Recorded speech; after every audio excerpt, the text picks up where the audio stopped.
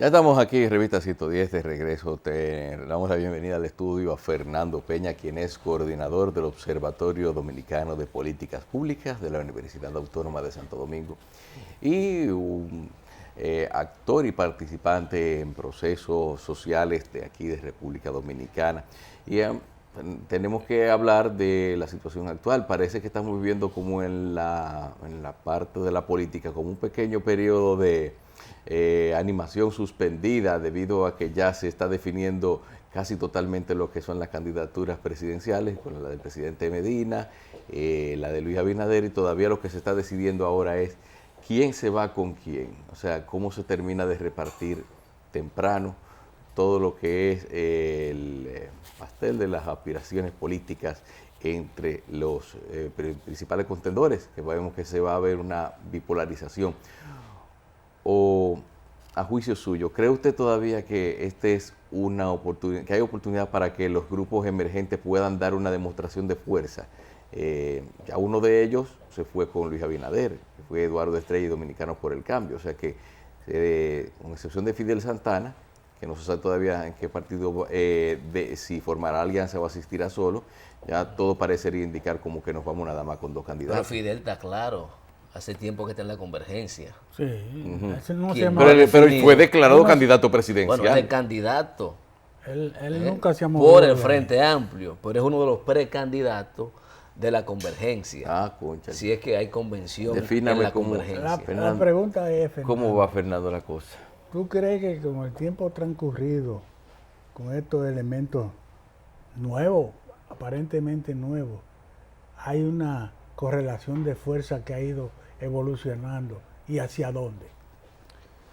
Mira, yo primero creo que por razones muy personales y humanas, antes de decir lo que sea, yo quiero expresar mi solidaridad con el doctor Julio Jacín. De verdad que por razones muy especiales, ayer fue que yo me enteré del accidente que había tenido. Pero él sabe mi gratitud personal y mi amistad. Un abrazo al doctor Jacín. Y entro diciendo, como le hubiese dicho al doctor Jacín, no que me hiciera una pregunta más fácil, sino que la situáramos. Yo quiero desmontar dos cosas que me parecen incorrectas para hablar de política y de la situación dominicana. Número uno es entender o pretender que se vea que la situación del país es electoral o únicamente electoral. Y segundo, desmontar la idea en la que se empeñan de manera muy decidida quienes nos gobiernan y quienes han diseñado la política de este país fundamentalmente después de aquella experiencia de Collor de Mello. Y cuando digo de aquella experiencia de Collor de Mello, me refiero a la asimilación de la telegenia como una línea de manejo político, que la impuso Leonel Fernández desde su primer gobierno y que aceleró justamente al final de su primer periodo, que lleva a la gente la idea de que la realidad no existe, que lo que existe es la percepción que tenemos de ella. Entonces se han pasado años invirtiendo todo un chorro de dinero para convencer a la gente de que la realidad no existe, sino que es lo que percibimos de ella. Yo tengo hambre si creo que tengo hambre, no si no he comido. Entonces nos quieren presentar y nos venden una realidad a fuerza de invertir dinero, de manipular medios y de manipular conciencia para que creamos una cosa que no es. Y eso se lo lleva el viento al final de la jornada. Digo esas dos cosas de entrada para decir que yo no puedo analizar la situación del país a partir de analizar si hay o no candidatos y si tienen o no candidatos. Porque lo que va a pasar en las elecciones depende de la realidad general del país. Este país tiene crisis, tiene problemas institucionales como los que ustedes están describiendo desde muy temprano en la mañana. Aquí nada funciona, han dicho ustedes hoy en la mañana. Las instituciones no sirven. No hay políticas para garantizar que siquiera se aplique la ley. Pero eso es a pesar de nosotros. Sí, no lo estoy, claro, a pesar de nosotros, machi. Pero lo que estoy diciendo es, pero lo que ustedes están diciendo es descubriendo algo. No, es inventándose algo. No, es sencillamente observando lo que pasa en la realidad. Ahora, si usted va a muchos analistas, si usted va a lo que dicen muchos medios, si usted va a la propaganda que se hace, eso no es verdad. Estamos en un país moderno con una constitución nuevecita, capaz de reformarse tanto que es capaz de reformarse de una vez como para imponer la reelección, por ejemplo. Estamos en el marco de una institucionalidad muy moderna en papeles, o más moderna en papeles, pero más infuncional. Estamos en el marco de mayores inversiones públicas en todo, pero estamos en el marco de mayor pobreza. Estamos en el marco de nuevos órganos para tratar de modernizar nuestra sociedad y hasta incorporamos, y Junior es abogado, hasta incorporamos conceptos bastante nuevos, como los derechos de última, cuarta generación y los difusos, y tenemos una constitución moderna. Pero sin embargo, la concreta es que ella no permite la funcionalidad de la sociedad para que se cumplan los objetivos que están formulados en la misma Constitución. Entonces yo quiero analizar la cosa a partir de la realidad, no a partir de lo que me venden de ella. Lo concreto es que estamos en el marco de un país que no satisface las demandas, las respuestas, las exigencias de la gente, que no se cumple la ley para ser coherente no solo con los mandatos constitucionales y legales, sino para ser coherente con las promesas de campaña de los mismos que se montan en el Estado sencillamente para acumular riqueza. ¿Existe o no existe en este país una potenciación, una multiplicación del proceso de acumulación corrupta de capitales? El día de ayer nos dice, reitera, que hasta los órganos modernos de nuestro sistema judicial son incapaces de tomar una decisión frente a una cosa que para todo el mundo, absolutamente incluyéndolo a ellos, es evidente, que es la culpabilidad y la responsabilidad de gente que han asaltado el Estado Dominicano para construir la fortuna más grande que se ha construido en la época republicana en tan corto tiempo. Una fortuna más grande que la de los Vicini, como la que tiene esa corporación delictiva que ha dirigido la República Dominicana en los últimos años, que se llama PLD. ¿No le puede bajar algo, Fernando? No, yo no le tengo que bajar nada, yo estoy diciendo lo que opino, que puedo mostrar con números, con datos, con evidencia. Además, yo estoy partiendo de la palabra de ustedes son los que han descrito lo que está pasando en el país hoy en la mañana. Pero no se y puede... montado en eso yo digo entonces, la realidad de este país es que hay unas elecciones orientadas a garantizar que ocurra lo que ellos están tratando de asegurar que pase y para lo cual han asegurado por la vía de la corrupción los dineros que necesitan para ello. Sí, primero desmontaron el sistema de partidos, desmontaron los niveles de movilización social, acomodaron las instituciones para garantizar que en este país exista un monopolio político de las instituciones en manos de un solo partido. Esa es la palabra, todavía hay país. ¿Todavía hay país? Pero nosotros no podemos entrar en conjeturas de exageraciones sobre lo que está pasando. ¿Cuál, por ejemplo? Esa de los Vicini. Yo digo que la fortuna que ha acumulado la dirección del PLD es capaz de competir con el grupo Vicini, no lo digo yo, son los hechos. Sumemos a cuánto equivalen nada más 6 de los robos denunciados en los últimos 10 años. ¿A cuántos miles de millones de pesos? Señora, aquí hubo una estafa, no la digo yo, la dijo el presidente de la República al tomar posesión y la admitió el presidente saliente del mismo partido.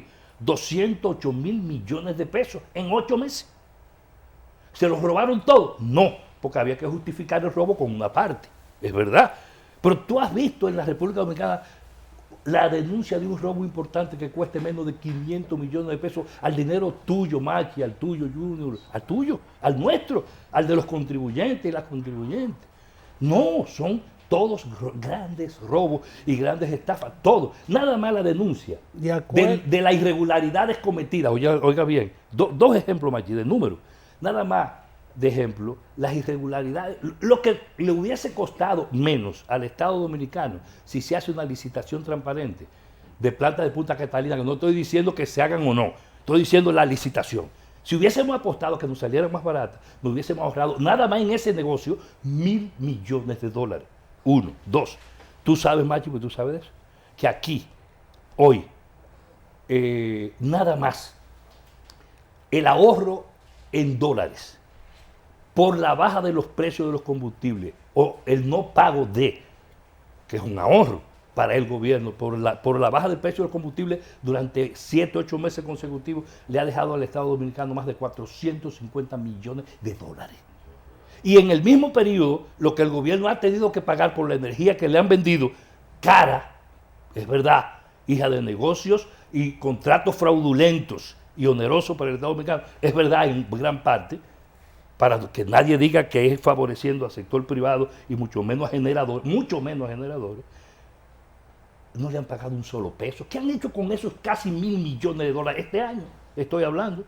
Y eso sin contar, que es el último dato, que nada más en el sector eléctrico, por cuenta de las EDES y del negocio de compra y venta de energía, el Estado Dominicano, y sin sumarle lo que acabo de decir sobre los precios, solamente factura el 60% de toda la energía que vende. ¿Dónde va el otro 30 y pico, casi 40%? Se lo roban también. Entonces este es un país donde la institucionalidad solo da para eso. Dice que son pérdidas esas, Fernando. Bueno, le llaman pérdidas a la no factura, pero Maggi sabe que ha trabajado ahí, que una cosa es una pérdida técnica, otra cosa es pérdida por no cobro, pero el propio Estado y el propio gobierno dicen que, que el no cobro es igual al 4% de todo lo que se factura. Es que dice que incentivan la evasión del pago de la energía eléctrica en algunos sectores.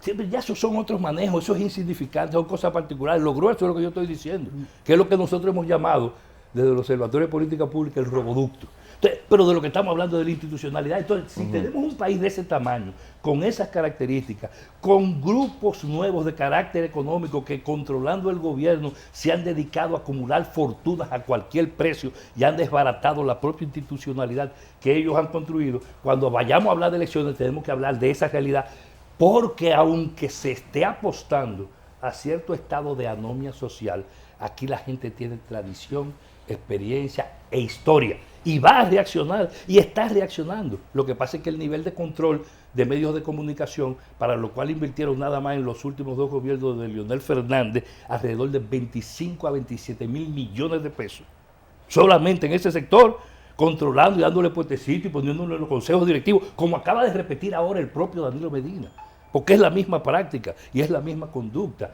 A pesar de todo eso, hay una sociedad que reacciona.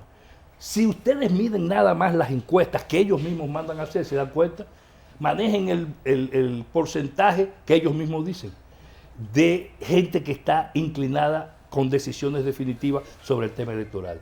¿Qué porcentaje le dan a los partidos? ¿Qué porcentaje le dan a los candidatos? La relación entre uno y otro. Eso fue lo que te preguntamos. Y si lo hacen así, sí. Exactamente. Pero para yo hablar de eso, yo no me puedo llevar exclusivamente de los números y caer en el gancho de no hablar de lo que yo dije para quedarme en la trampa de sencillamente hablar de si este gana o este pierde. Porque al final de la jornada, por ejemplo, aquí no solo están los candidatos para tomar en cuenta. ¿Cuántas protestas se han producido contundentes en este país a nivel local, provincial y municipal en el último mes y medio? 1. ¿Cuántos encuentros sociales se han producido planteando demandas y exigencias ahí, de las que ustedes estaban hablando cuando hablan del tema del salario, hasta de un policía? En el país, o sea, eso no cuenta, ¿sí? Si este país es capaz de sacar desde el fondo del alma de la gente las exigencias y las demandas, ustedes pueden estar seguros que la condición política y el análisis político, la coyuntura, Machi, cambia en 2 meses. ¿Qué es lo que ocurre? Que ellos han estado apostando a pelear sin actores y sin oposición también. No solo la fracturan, la dividen, la desacreditan, y con el manejo de medios que hay y el miedo que han impuesto en esta sociedad, entonces no tiene una oposición con capacidad reactiva, y por eso se ve como realidad lo que es sabiamente una percepción construida y guiada porque desmanipulan el poder político. Yo me parece que hay un tema interesante, Fernando, es relativo a las posibilidades de iniciativas alternativas que nazcan de eso, de esos movimientos sociales que históricamente han sido un referente moral, pero en expresión política no han avanzado lo suficiente. ¿Qué ha ocurrido en República Dominicana, Fernando? Que lamentablemente los movimientos alternativos no han logrado dar el salto necesario como para ponerse en condiciones de luchar efectivamente por el poder en el escenario actual, que es el escenario electoral. ¿Cuáles son las debilidades que ha tenido ese movimiento? Mira, yo que he sido parte de esos movimientos históricamente, con mucho orgullo y a mucha honra, como dice la gente, sin arrepentimientos ningunos, puedo decir que ciertamente ese movimiento político-social ha debido tener y construir una propuesta político-social alternativa. Naturalmente, los procesos se maduran ellos, no es con carburo. El fenómeno latinoamericano replanteó el asunto desde las bases de la sociedad y de los movimientos sociales, pero no es lo mismo el movimiento surgido de los cocaleros y los mineros de Bolivia que el movimiento surgido y de Pachacuti o del movimiento surgido en Ecuador. Pero Aquí en Dominicana hay carburo ahí. ¿Cómo es? Hay carburo ahí. ¿A Con dónde? Evo Morales. No, es un movimiento surgido desde ahí. Yo digo que aquí ese fenómeno se ha venido operando. Y estamos a menos de mediano plazo, según mi análisis, a que eso se exprese. ¿Por qué? Porque en este país hay una conciencia clarita que asume el fracaso del sistema político partidario. Aquí hay conciencia de eso. No hay alternativa de respuesta, pero hay conciencia de que eso no funciona, de que eso no sirve, de que esa porquería lo único que hace es reproducir pobreza, opresión y robo. Ahora, la construcción de la alternativa diferente es un proceso que yo pienso que va a tener mayores repercusiones en la medida en que se monte desde esos movimientos sociales. Y por eso ya la necesidad de discutir el cambio y las modificaciones y las reformas del propio sistema político avanza. Aquí hay más conciencia política contra toda esa porquería ahora que antes, pero hay una dispersión orgánica Fernando, que no se ha ahí podido voy. superar. Parecería entonces ser que lo que me plantea es que eso no ha ocurrido porque no ha llegado el momento, porque no ha madurado. Pero tiene que haber algunos factores que han influido al retraso. Puedo decirte y eso es lo que fácilmente. creo que debemos el evaluar. El principal factor que ha influido es la incapacidad de dirección que hemos tenido. Pero que tú hablas de lo que yo dos soy parte de los meses, militantes. Que eso se puede revertir en 2 meses. ¿Él? Que eso se puede revertir en 2 meses. No, 2 meses. No, yo no he dicho que se puede revertir eso. Yo dije que puede cambiar la coyuntura política. Yo no dije que puede ponerse el movimiento social y los grupos de izquierda en capacidad de imponer eso. Eso no lo creo. Ahora, yo creo que existe la posibilidad para que haga una intervención de oro en este país hoy.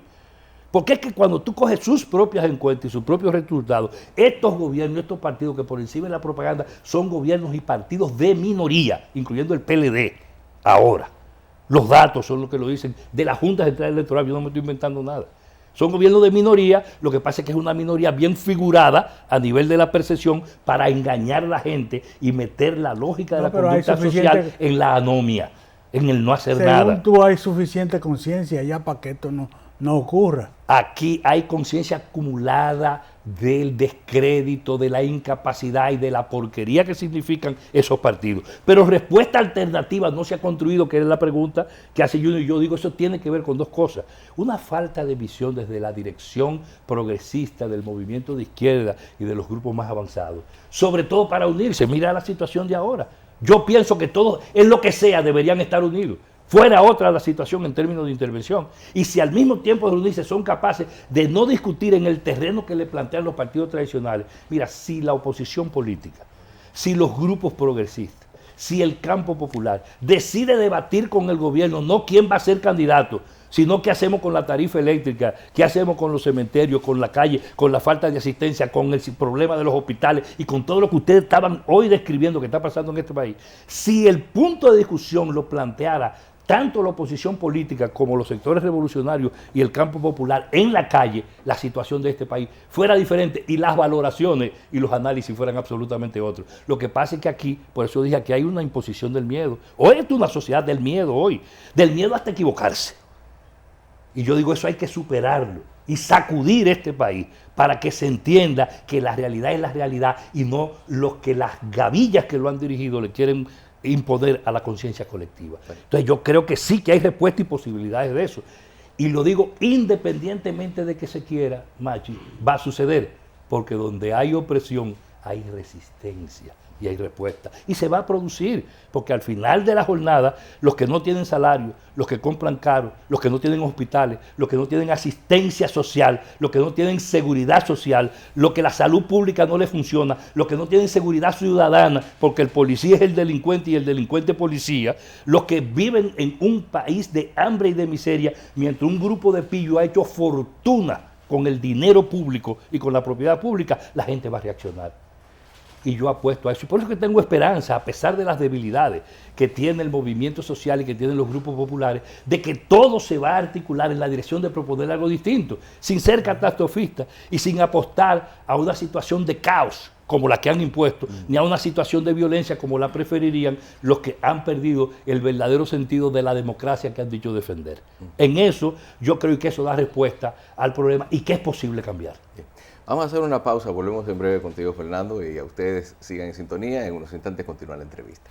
Continuamos nuestra entrevista con Fernando Peña y a propósito de que ya recientemente ya se dan los pasos para implementar la metodología en la discusión del pacto eléctrico. Fernando, dentro de esa metodología o dentro de la discusión, no hemos oído hablar de que quién va a ser representante de los consumidores, que son principales, que son la parte fundamental y que sostiene el sector eléctrico del país, que no se sostiene solo ni solamente con los subsidios. ¿Hay consumidores representados dentro, o se estima una representación de quienes consumen la electricidad en ese pacto? Sí, yo pienso que en las discusiones están representados todos los actores de la sociedad en términos fundamentales. Ahora, cómo están representados es otra cosa. Es otra cosa. Porque en el caso del Consejo Económico y Social, que es un aparato institucional que camina muy lentamente para ser totalmente adecuado a la ley, todavía la ley que lo debe regular está en discusión desde hace más de un año, está durmiendo tranquila por ahí. Pero ese Consejo Económico y Social tiene tres sectores: el laboral, el social, no creo que los dos son sociales, y el empresarial. Y en el pacto, por decreto del presidente de la República y como mandata la Estrategia Nacional de Desarrollo, además de participar esos tres actores, participan la gente que el gobierno convoca y el propio gobierno.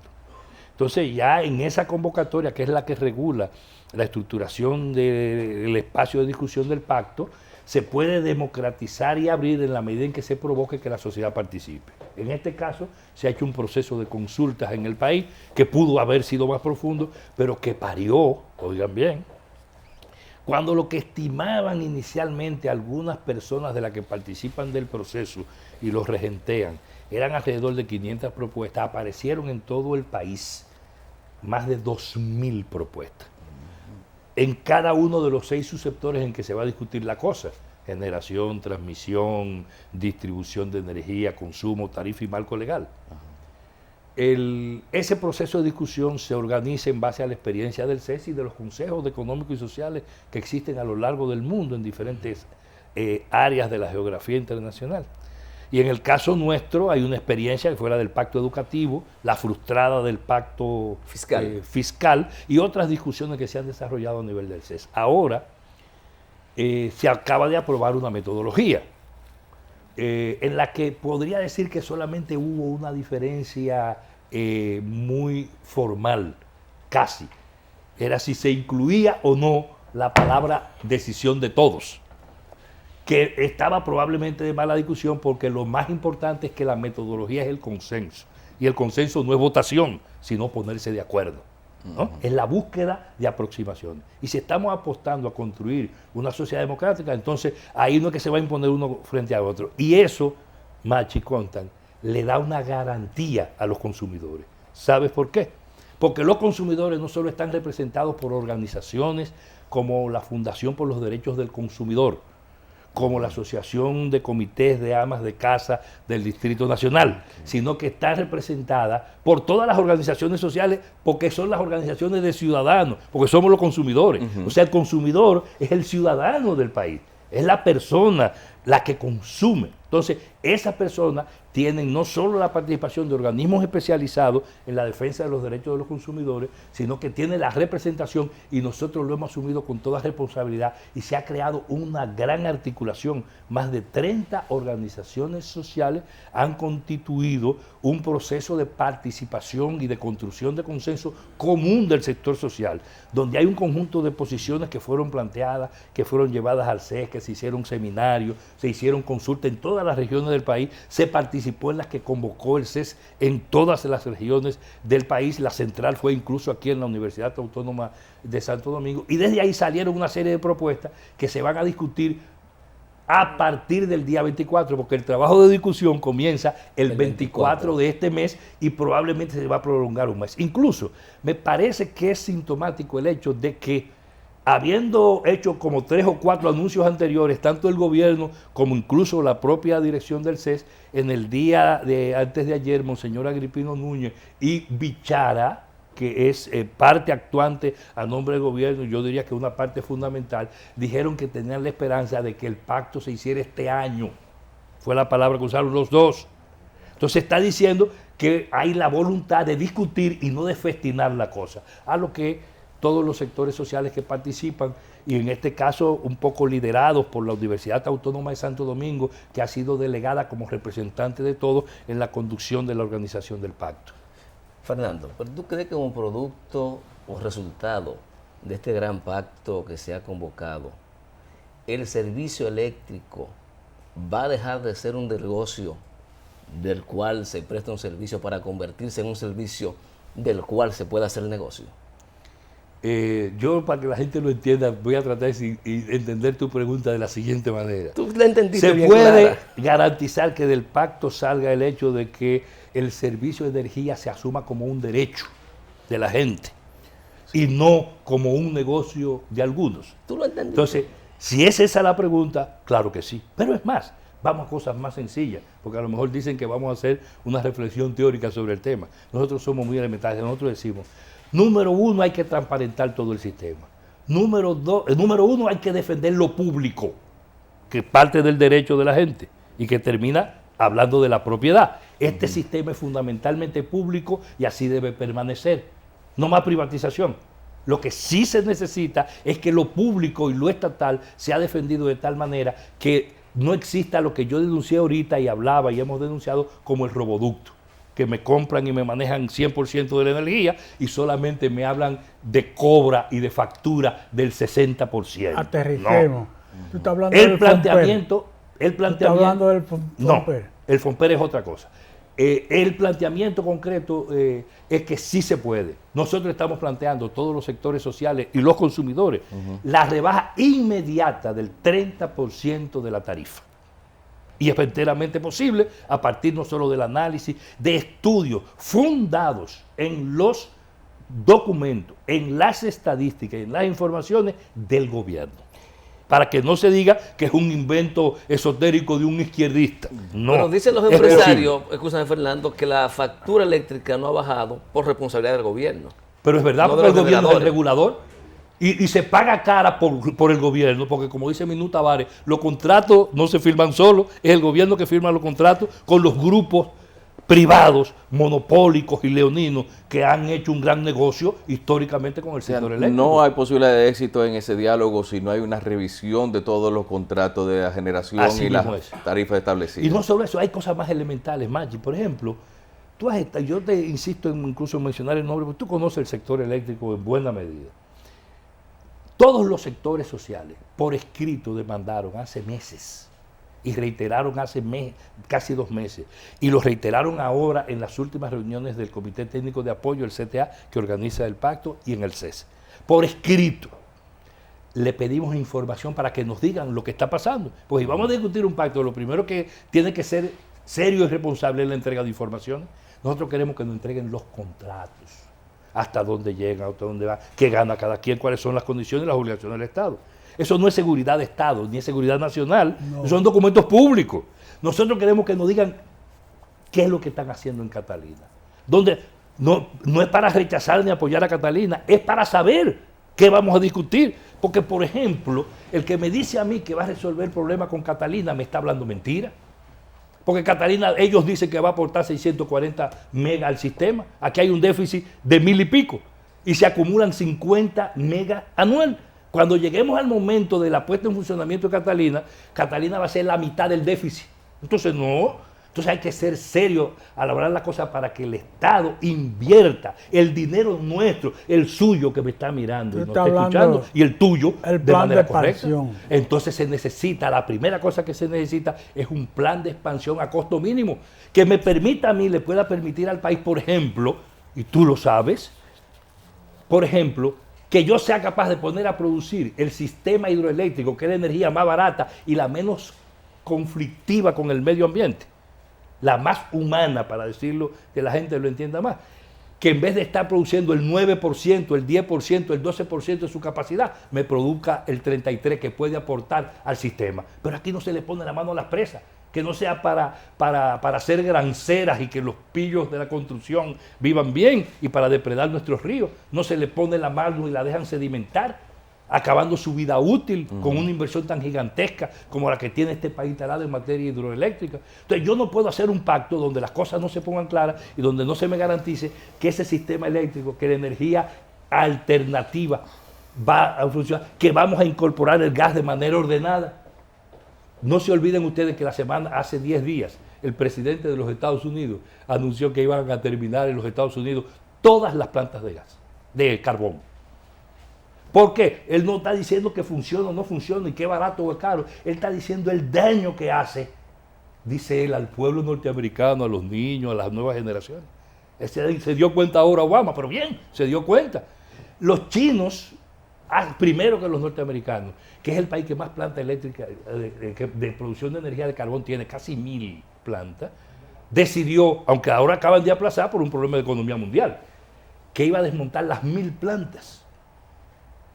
Pero nosotros, sin embargo, sin discutir nada, porque se le ocurrió de manera brillante a alguien que decidió hacer un negocio en el que está envuelta una discusión de 1.000 millones de pesos. ¿Qué es hoy, miércoles? Miércoles sí. Ay, miren qué coincidencia. A esta hora, cuando este programa termine, se inicia en la Suprema Corte de Justicia una audiencia donde está precisamente discutiéndose la acusación que hace el consorcio INPE, el consorcio de GESOBA y el Grupo Dominicano, que sometió al Estado y a Odebrecht por lo de Punta Catalina. Ahí vuelve lo de Odebrecht hoy, pero esto dentro de un rato. Entonces estamos hablando de una complicación, de una discusión en la que se necesita argumento e información, y lo menos que hemos hecho es pedir que el gobierno de eso, se comprometieron incluso públicamente. El propio Bichara se comprometió con nosotros, los funcionarios de la sede, el presidente del Consejo Directivo de la sede, en un programa en medio de comunicación abierto, dijo, sí, le vamos a entregar eso, dennos la carta y háganos la petición. Lo hemos hecho y repetido. No les importa, porque creen que en este país la gente se acostumbró definitivamente a aceptar lo que el funcionariado diga. Y el funcionariado es parte interesada, porque el funcionariado es el dueño del roboducto, porque es el dueño del negocio. ¿Y en base a qué están discutiendo si no hay documentos? Sí, claro que hay un documento, hay una matriz de discusión que no, tiene... si no hay los documentos soporte que crean el caos eléctrico, en base a qué discuten. Como la gente tiene acceso, y usted y yo y Machi, todos sabemos que hay acceso, hay informaciones que permiten discutir, porque plantear la necesidad de un plan de expansión a costo mínimo es enteramente correcto. Por eso Trujillo planteó que hubiera energía nuclear en 1965. ¿Y qué pasó? Que lo mataron. No, es que aquí no se sigue por regla y de institucionalidad del Estado los planes que el país tiene que asumir, y al final de la jornada lo que importa es el último negocio para ver cuál es la comisión, cuál es el movimiento de tierra que me toca o de dónde voy a sacar el dinerito para acumular de forma privada. Desgraciadamente aquí el funcionariado lo que ha hecho siempre es utilizar el nombre de lo público y la supuesta defensa de lo público para acumular en forma privada por la vía de la corrupción, que es exactamente lo que estamos planteando. Entonces yo digo, el pacto, la discusión del pacto permite airar todo esto. Si queremos hacer un ejercicio democrático, si queremos que la gente se entere, se empodere, asuma conciencia de lo que pasa y haga propuestas, solamente hay que abrirse con transparencia, entregar las informaciones y fajarse a discutir y utilizar el método del consenso para que no nos avasallen. Porque cuando tú vienes a ver, el presidente de la República te convoca 8 grupos sociales, 33 empresas del sector eléctrico, ellos mismos, y 40 funcionarios. Entonces ahí no hay discusión democrática. Entonces el arma de los sectores sociales y de los consumidores es el consenso. O se sientan a discutir con responsabilidad o ellos ponen a zozobrar el pacto. O se sientan a discutir con transparencia y con espíritu de servir a la comunidad y cumplir la ley. Lo único que estamos exigiendo es cumplir la ley. La ley desde la tarifa, desde la función del regulador, de la transparencia, de los contratos, de las licitaciones serias, hasta la apuesta que tiene responsabilidad del Estado, y el presidente lo juró cuando tomó posesión, de defender el interés público, y el interés público se llama interés ciudadano. Entonces, sí es posible discutir un pacto y es bueno que se haga y que se produzca un acuerdo que permita que este país supere un factor clave de obstáculo que tiene en el problema eléctrico para poder producir un salto al desarrollo que permita generar más riqueza de verdad y distribuirla en un sistema que apueste a la igualdad y a la justicia social. ¿Y tú crees que hay una representación equitativa de que un sector no vaya a apabullar a otro dentro de lo que es ese pacto eléctrico? Si lo sometemos a votación, sí. Pero como el método no es votar, sino ponerse de acuerdo, entonces eso es como hasta que salga el humito del Papa. Ajá. ¿De acuerdo? Claro. Entonces, como es el consenso, vamos a apostar a que haya madurez suficiente para ponernos de acuerdo y uno tiene que ceder y otro tiene que ceder en el interés de la nación. Fernando. Cumplir la ley, transparencia, bajo costo y respeto al derecho ciudadano. Fernando, lo que pasa es que hay aspectos que la dirigencia nacional ignora. La dirigencia política nacional ignora. O sabe muy bien, Machi, y no lo quiere imponer. Por ejemplo, el plan de expansiones. Ellos no lo ignoran. Es que eso no es negocio. Una cosa es que No lo hay ignoren y otra interés, cosa es que sea negocio. no hay interés. Porque no es negocio. Pero ciertamente ellos saben muy bien desde cuándo no se planifica, no se planea estratégicamente. Aquí lo que necesitan es hacer acciones. Fíjate lo siguiente, dime cómo habiendo tirado las líneas fundamentales de transmisión de energía por el lado norte, la decisión es que tiene que ser en Punta Catalina, que era primero en Atillo, que después era un poco más para acá de Atillo y después terminaron haciéndolo del lado que no creían en la misma Catalina. La autopista eléctrica Y lo digo no yo, terminó nunca. escúchame, lo digo yo porque lo dijo el propio Juan Vicini. Basaron todo en los estudios que para otra cosa tenía el consorcio Vicini. Conozco los estudios, los tengo. Con eso de Punta Catalina. Y no solo hicieron eso, sino admitido por el propio Juan Vicini. Los terrenos son de la familia Vicini. Que es legal arrendarlo a 50 años. Sí, es posible.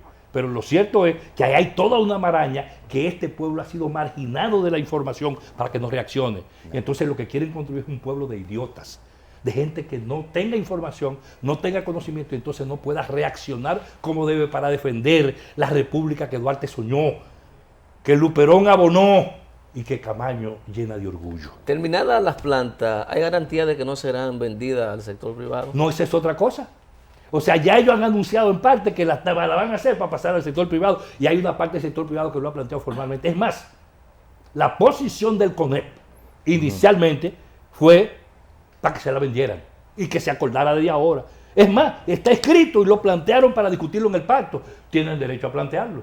Lo que si esta sociedad es capaz de aceptar una barbaridad de ese tamaño, entonces estamos condenados a la desgracia, a vivir plagados de miseria, como dijo Bolívar refiriéndose a los Estados Unidos. Yo creo que el pacto ofrece una oportunidad para discutir transparentemente las cosas y con honestidad, sin ninguna destinencia política. El presidente de la República tiene también una oportunidad, porque obviamente a su alrededor hay un grupo de presiones. En el gobierno no hay una sola posición. Es más, si usted toma Vanguardia del Pueblo, ve que Vanguardia del Pueblo se dedica a enfrentar a Quincoses, al superintendente actual. Incluso lo plantea y lo define en una de sus últimas ediciones como el último reducto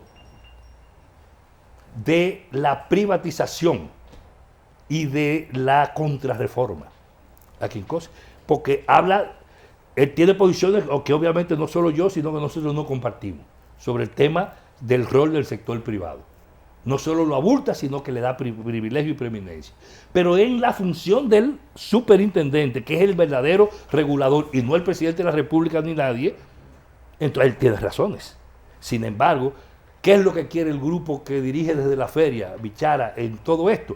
Convertir el Estado aparentemente en el propietario único de la fundamental generación del país, pero es para poner grande a la CDEE y otra demás, que es una entidad que por ley no distribuye, no negocia, no consume, ni genera. Y que le hicieron un fuerce con ley, con la última modificación, para ponerla a generar para justificar lo de Catalina, en manos de ese grupo. Eso es para poner más opaco el sistema, eso no es para defender lo público ni para hacerlo más público, eso es para defender el robo Pero esa parte, y para esconder el robo esa parte que tú estás enfrentando ahí es parte de la discusión del consenso. Pero por supuesto, y no solo eso, Machi, sino que nosotros planteamos que en vez del gobierno, que otra cosa están haciendo, han ido ganando tiempo. Es desde el año pasado que el propio presidente anunció y le puso fecha. ¿Y por qué van retrasando todo eso? Porque mientras el hacha va y viene, descansa el palo. Entonces, en la medida en que el tiempo va pasando, ellos van tomando medidas. Y no acaban de hacer otras licitaciones ahora. Peores que los contratos IPP, resulta eso que acaban de hacer ahora. Y mientras tanto, los tres oligopolios que aquí hay, uno el del Estado, el otro el del AES y el otro el del Grupo Vicini, cada uno tiene más o menos el 33%, pero el Estado tiene la regulación y tiene inversiones en las otras partes de la generación termoeléctrica y es dueño del 100% de la hidroeléctrica y del 100% de la transmisión y de la distribución. El Estado es el dueño de todo eso. Entonces, ¿cómo si el Estado es dueño de todo eso? Usted quiere aparentar que usted no es el culpable y el responsable de la falta de una política adecuada. Le falta o claridad, o le sobra maña, o le falta responsabilidad, y como diría cualquier machista clásico, escroto para asumir con responsabilidad lo que tiene que hacer.